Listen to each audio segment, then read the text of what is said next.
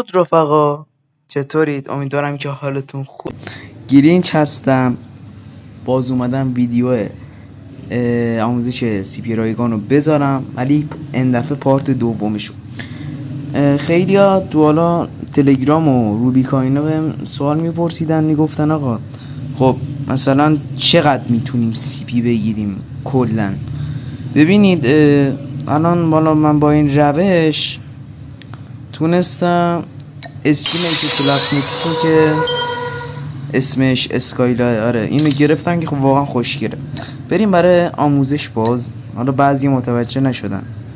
آقا روز اول بهتون 2 شانس میده، اوکی 2 شانس بهتون میده و حالا با این پایینیا کاری نداریم.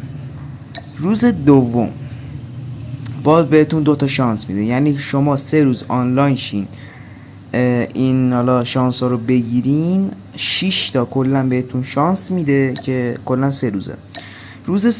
روز دوم اگر مثلا 2 کپون طلایی خرج کنین که میشه این، اوکی، اگه 2 کپون طلایی خرج کنین بهتون 4 شانس میده، اوکی. تا الان کنه همه تو متوجه شده باشید.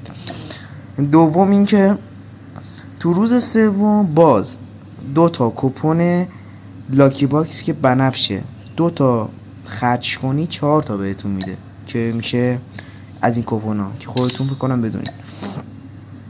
شما اگر بتل پس بزنین، یعنی رو این اکانت خرج کنین، رو هر اکانتی که این ایونتو داشته باشه خرج کنین، بتل پس بزنین بهتون 6 میده، 6 بهتون شانس میده.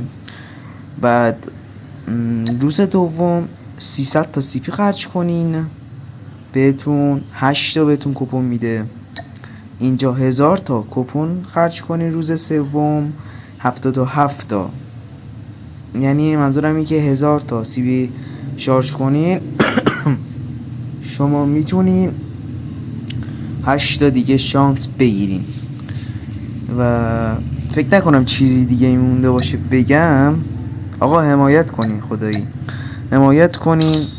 بعد حالا باز آموزش چیزم میدم، جیمیل فیک کردن که بتونین یکام بزنین و حالا شانستون رو تست کنین، انشالله که چیز خوبی بگیرین. حالا من با این روش لجن بگیر، اسکین بگیر، خیلی چیزا رو گرفتم.